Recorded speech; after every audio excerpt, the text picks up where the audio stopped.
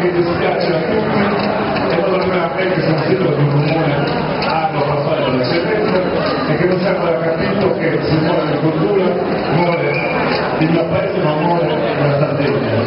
Non siamo più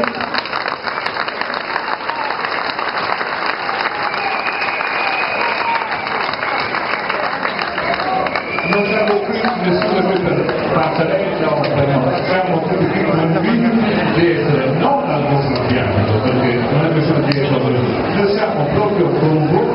per sostenere la battaglia, non è un settore, ma è la battaglia di 367 comuni e l'ANCI fino a questo momento,